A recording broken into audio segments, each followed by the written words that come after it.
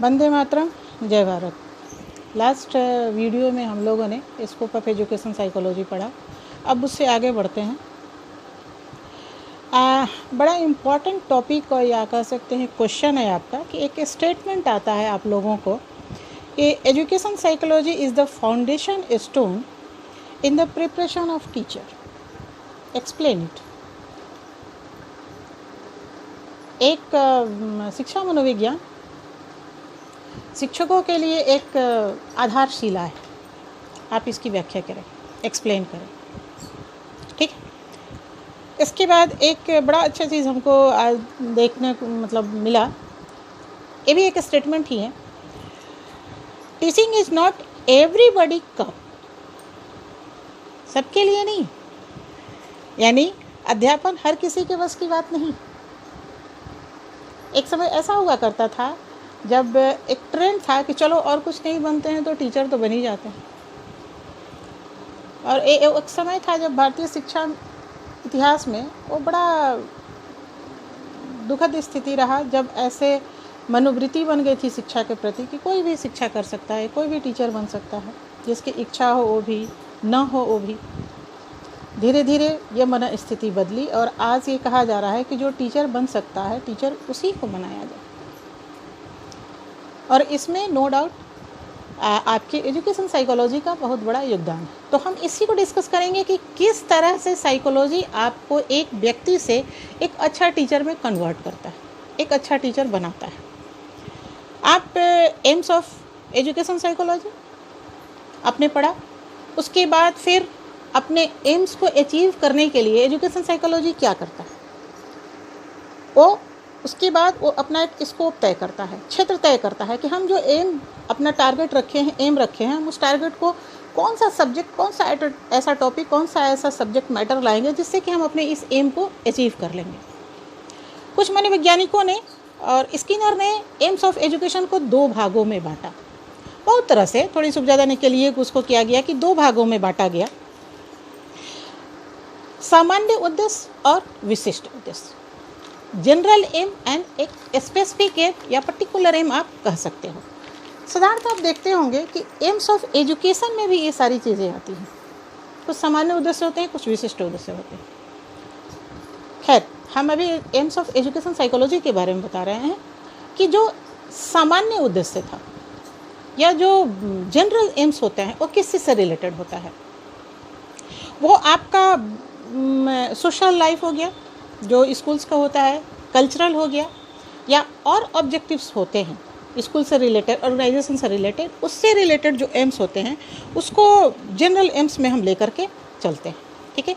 दूसरा आता है specific aim. Specific aim particular, विशिष्ट उद्देश्य जो होता है वो स्टूडेंट से रिलेटेड होता है, टीचर से रिलेटेड होता है, पेरेंट्स से रिलेटेड होता है, रिसर्च स्कॉलर से रिलेटेड होता है, नो डाउट एजुकेशनिस्ट से रिलेटेड होता है। यानी ये बिल्कुल डायरेक्ट ये टच करता है आपको किस चीज़ को, जो कि हम लोग डे बाई डे लाइफ में जिसके साथ रहते हैं, जिसके साथ जीते हैं, यानी student, teacher, parents.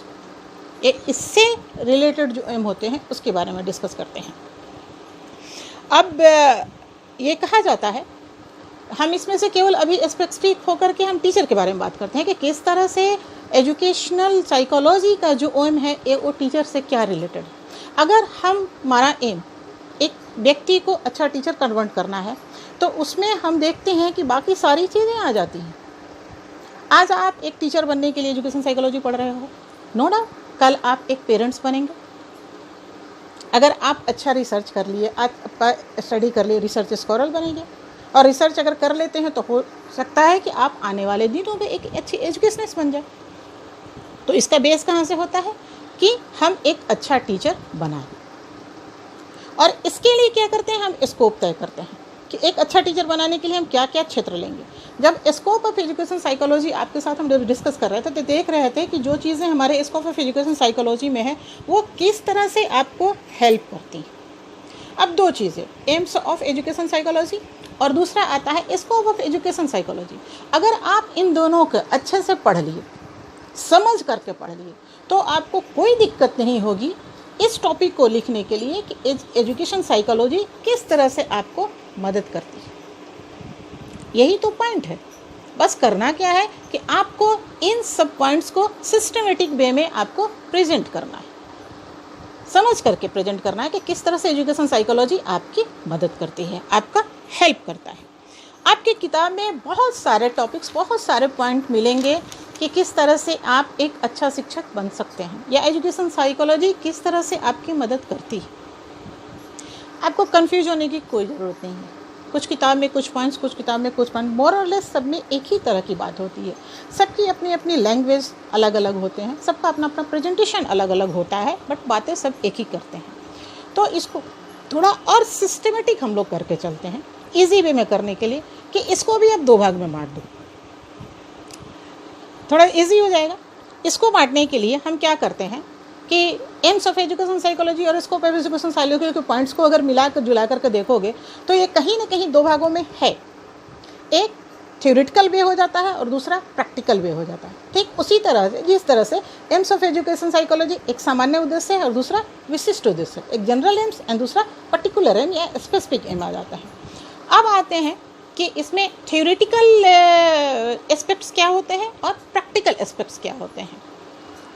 No doubt class में भी हमने आपको बहुत बार इस बात का जिक्र किया है कि किसी भी चीज़ का आरंभ कैसे होता है, थॉट से होता है, विचार से होता है, सिद्धांत से होता है, और इसी चीज़ को जो थॉट्स होते हैं उसको जब हम प्रैक्टिकली यूज करते हैं तो प्रैक्टिकल वे में हो जाता है।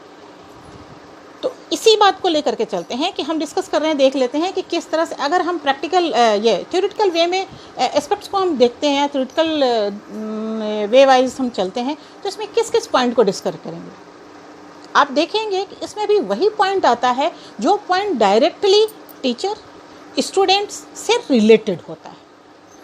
उसी पॉइंट को हम लोग इसमें लेकर के चलेंगे कि किस तरह से ये चीज़ें आपको एक अच्छा टीचर बनाने में मदद करती है। इसमें कुछ पॉइंट्स है जिसको कि हम आपको डिस्कस कर देते हैं कि किस पॉइंट को हम लोग डिस्कस करेंगे।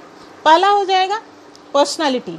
पहला दूसरा से कोई फ़र्क नहीं पड़ता है, आप ये लेके चल सकते हैं पर्सनालिटी। और पर्सनालिटी में ही एक चीज़ आएगा, आपका पर्सनालिटी है जो उसके बारे में बताता है कि सेल्फ के बारे में बताता है, आपको अपने बारे में बताता है। ठीक है, नेक्स्ट जो आप पढ़ते हैं development, heredity and growth and development, इसके बारे में हम लोग डिस्कस करेंगे। इंडिविजुअल डिफरेंसेस, व्यक्तिगत भिन्नता, मेंटल हेल्थ, बेसिक इंस्टिंक्ट, मानसिक स्वास्थ्य, मूल प्रवृत्ति। उसके बाद आ जाता है आपको लर्निंग, सीखना, teaching methods, teaching process, teaching environment, group dynamics, guidance and counselling, evaluation, और भी कुछ पॉइंट्स है, बट मेनली हम लोग इसके देखते हैं कि ये क्या है। आप देखोगे इसके बारे में डायरेक्टली ये आपके और टीचर्स और स्टूडेंट्स के टच में होते हैं। यहीं पे हम आपको दूसरे एस्पेक्ट्स को भी बात कर लेते हैं, देन उसके बाद फिर हम पॉइंट टू पॉइंट आगे बढ़ेंगे कि आपको अगर प्रैक्टिकल वे में आता है तो प्रैक्टिकल वे में ये किस तरह से क्या करता है। दोनों ही बड़ा इम्पोर्टेंट रोल होता है, एक दूसरे के बिना दोनों काम नहीं कर सकते हैं, इसलिए दोनों पे ध्यान देना बहुत ज़रूरी है। दूसरा प्रैक्टिकल वे क्या होता है इसका कि help to achieving aims and objective. अगर आप एक अच्छा टीचर बनते हो तो आपका जो एजुकेशन का एम है वो आप अचीव कर लेते हो। हेल्प टू करिकुलम, आपको पाठ्यक्रम बनाने में ये मदद करता है। जब पहले भी होते थे, लेकिन आज जब मनोवैज्ञानिक टच जो दे दिया जा रहा है करिकुलम में, वो बहुत ज़्यादा हेल्पफुल होता है आपके लिए भी और बच्चों के लिए भी। कभी कभी पेरेंट्स को भी बड़ा अच्छा लगता है इन सब चीज़ों को अगर आप बताते हो उनके साथ। देन को करिकुलम एक्टिविटी, पहले क्या है, खेलना है सबको, खेलना है, डांस करना है सबको, डांस करना है। क्यों भाई, ये अंतर समझ में आएगा जब हम एजुकेशन साइकोलॉजी पढ़ लेंगे कि सब चीज़ें सबके लिए नहीं होती हैं। टाइम टेबल बनाने में, रूटीन बनाने में, देन क्लासरूम इन्वायरमेंट किस तरह से हमको मैनेज करना है, इसमें बहुत बड़ा हेल्प करता है। टीचिंग मेथड्स मोस्ट इम्पॉर्टेंट चीज़ है, साइकोलॉजी का तो बड़ा योगदान है खास करके टीचिंग मेथड्स के लिए। देन ऑडियो विजुअल एड्स, अभी हम क्या कर रहे हैं आपके साथ, ठीक है। कह सकते हो कि इसमें मनोविज्ञान का क्या योगदान है, बताएंगे मनोविज्ञान का क्या योगदान है कि किस तरह से ये कैसे काम करता है। देन पाठ्य पुस्तक लेखन में राइटिंग स्किल जो होता है वो किस तरह से आप जिसके लिए राइटिंग कर रहे हैं उस तक पहुंचने के लिए आपको साइकोलॉजिकल टच में आना ज़रूरी है। देन बिहेवियरल डिजॉर्डर, जिसके बारे में हम लोगों ने कुछ पहले डिस्कस किया है, आगे भी डिस्कस करेंगे। देन ये एक्शन रिसर्च, जो एजुकेशन से रिलेटेड जितने सारे रिसर्च होते हैं उसके बारे में, एंड नए नए इनोवेशंस जो हो रहे हैं उसको किस तरह से हम एजुकेशन में लेकर किया, ये सब जो है इसका प्रैक्टिकल एस्पेक्ट्स है साइकोलॉजी कि किस तरह से आपको इन सब चीज़ों के लिए साइकोलॉजी आपको मदद करती है। पहला बात करते हैं हम आपको पर्सनालिटी से भी शुरू कर सकते हैं कि क्या है नहीं है, बट उसको बाद में डिस्कस करेंगे। पहले हम आपको लेकर चलते हैं सेल्फ में, जो कि पर्सनालिटी से ही रिलेटेड है। सबसे बड़ी बात है कि अगर हम अपना स्वमूल्यांकन नहीं करते हैं, सेल्फ असेसमेंट नहीं कर सकते हैं, सेल्फ एवोल्यूशन नहीं करते हैं, तो हमें समझ ही नहीं पाते हैं कि हमको बनना है क्या और हम बनते हैं क्या। बीएड क्लासेस में बहुत ऐसे बच्चे आते हैं जिनको टीचर नहीं बनना है, लेकिन वो आ जाते हैं। प्लीज़ आप ऐसा मत कीजिए। पहले आप अपने को जज करो कि आप इस प्रोफेशन के लिए आप मेंटली, फिजिकली, इमोशनली आप रेडी हैं कि नहीं हैं। जब आप रेडी हो तभी आप आएँ, और जब आप अपने असेसमेंट कर लेते हैं कि नहीं हम रेडी हैं, आप में टीचिंग स्किल है जिसको कि थोड़ा पॉलिश करना है, तो आप आएँ। मानसिक रूप से आप तैयार हैं कि हाँ हमको एक अच्छा टीचर बनना है, तब आप आएँ। और इसमें मदद करता है साइकोलॉजी। वो आपको जज करने की क्षमता देता है कि आप एक अच्छा टीचर बन सकते हैं या नहीं बन सकते हैं। आपका एटीट्यूड टीचिंग के लिए है या नहीं, आपका एप्टीट्यूड टीचिंग के लिए है या नहीं, आपको एजुकेशन से, आप पढ़ने पढ़ाने से कोई इमोशनल अटैचमेंट है कि नहीं। जब तक से आप बच्चों से जुड़ेंगे नहीं, आप अच्छा टीचर नहीं बन सकते। ये गिव एंड टेक पॉलिसी है ज़रूर, बट उसमें कहीं ना कहीं एक इमोशंस का बहुत बड़ा रोल होता है। आज का एजुकेशनिस्ट कह सकते हैं, आज का शिक्षा में जो इमोशंस ख़त्म हो रहे हैं उसके चलते गुरु शिष्य की परंपरा ख़त्म हो रही है। एम्स ऑफ एजुकेशन में ही मैंने आप लोगों को बताया था कि आखिर क्यों होता है कि आज हम साक्षर हो रहे हैं, हम शिक्षित नहीं हो रहे हैं। बस इसलिए क्योंकि यहाँ से हम दिल से नहीं पढ़ाते हैं, हम दिमाग से पढ़ाते हैं। और एक अच्छा टीचर बनने के लिए जितना अच्छा आपका दिमाग, मस्तिष्क, ब्रेन होना चाहिए, नॉलेज होना चाहिए, उतनी ही अच्छी आपको मन में इच्छा होनी चाहिए कि हम पढ़ाएं। और इन सब चीज़ को में आपको मदद साइकोलॉजी करता है। ठीक है, उसके बाद हम आते हैं, मोस्ट इम्पॉर्टेंट टॉपिक है आपका डेवलपमेंट, ग्रोथ एंड डेवलपमेंट। अच्छा, इसके पहले इसी से रिलेटेड है मूल प्रवृत्ति, बेसिक इंस्टिंक्ट।